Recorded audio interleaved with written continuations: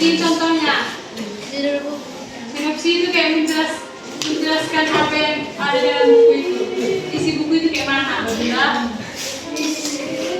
ini kode bukunya ada di satu buku belakangnya itu ini. Begini. Judul bukunya itu ini. Dan sampul depannya ini. Penulis bukunya ada di sini nih. Biasanya itu kalau buku fiksi di sampulnya ditulis ini juga dalam. Nah, baru ilustrasi bukunya itu nggak ada karena biasanya itu adanya di buku fiksi kayak novel. Nah kan?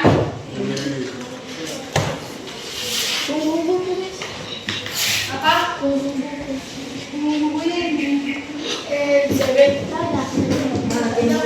Baru di halaman 102 itu kan ada halaman informasi. Contohnya itu yang tadi cara pembuatan buku. Yang pertama ada penulis bukunya. Tadi kan ada bukunya.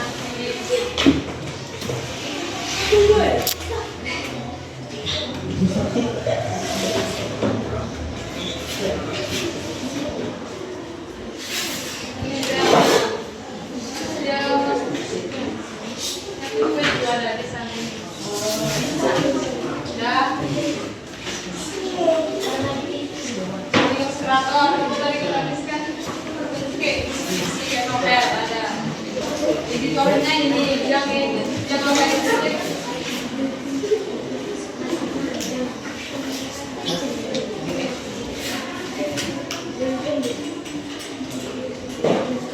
Desain yang merancang buku itu, orang yang merancang buku. Baru ada anggota tim lain yang bertanggung jawab terhadap materi buku, misalnya itu penerbit atau penanggung jawab bukunya. Baru itu informasi tentang penerbitnya buku ini siapa, alamat cek fisik, dan alamat jaring penerbit buku. Ada juga informasi tentang waktu cipta buku.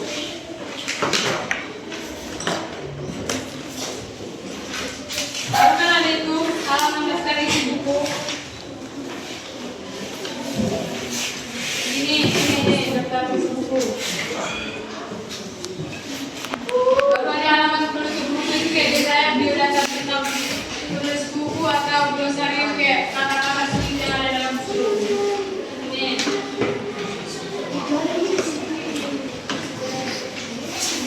Glosariumnya ini ada. Udah. Baru kita masuk ke yang saya merangkum buku. Kita tahu kan gimana merangkum buku, meringkas buku. Udah kan? Sudah usah dijelaskan lagi kan? Jelaskan lagi. Ini. Halaman 160.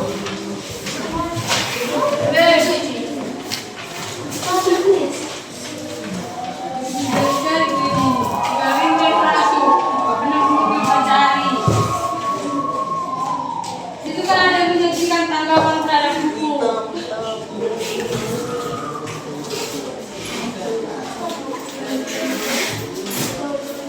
Tadi kita belajar tentang bagian-bagian buku kan, cara memahami isinya.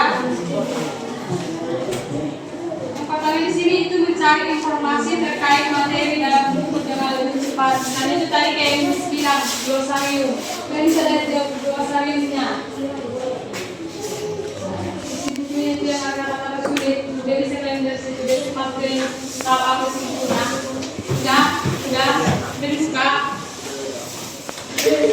Udah punya kawan kita yang mau nggak punya. Baru yang kedua itu memberikan informasi pendukung.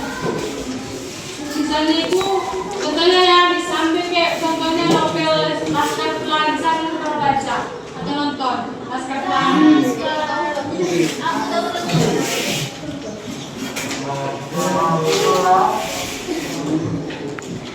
Dan yang nomor itu informasi pendukung. Karena itu ketika kalian mempresentasikan sebuah isi buku baik secara lisan ataupun tulisan kepada orang lain. Kalian itu nggak hanya menyampaikan isi pokoknya buku itu aja, tapi juga menyertai informasi-informasi tambahan kayak yang tadi itu informasi pendukung untuk membuat penjelasan diri itu lebih lengkap, jelas dan mudah dipahami. Misalnya tadi kan bilang Laskar Pelangi kan? Ya, contohnya informasi utamanya itu kan atau isi pokoknya itu kan menceritakan tentang perjuangan anak-anak miskin yang menceritakan tentang yang di Bangka Belitung untuk mendapatkan pendidikan di sekolah Muhammadiyah yang serba terbatas. Jadi informasi pendukungnya itu misalnya latar belakang buku itu kayak mana? Misalnya dia diangkat dari kisah nyata penulisnya buku itu Aditya, dan menggambarkan kondisi sosial ekonomi masyarakat yang ada di Belitung pada masa itu. Ia memberikan pemahaman lebih dalam tentang realitas yang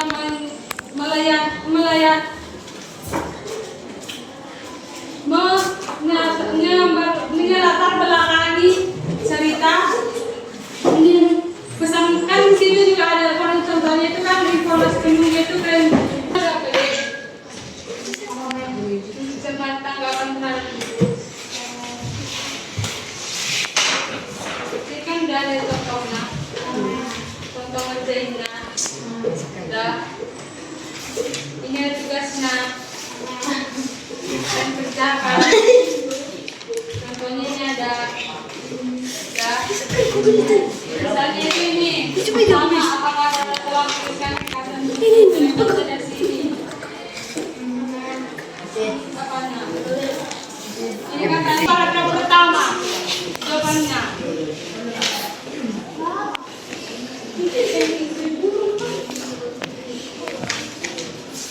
Baru kita taruh pilih kayak mana. Jadi ini kan tadi bilang dari paragraf pertama kan jawabannya. Catatannya itu misalnya Rara memberikan ringkasan cerita dari awal hingga akhir, termasuk konflik dan situasi yang dialami oleh tokoh utama. Dan apa lagi yang menurut ini? Apakah Rara telah menanggapi isi atau materi membaca yang tadi tulis bilang ini? Itu sebenarnya memang jenis apa-apa yang paling. Sama sekarang.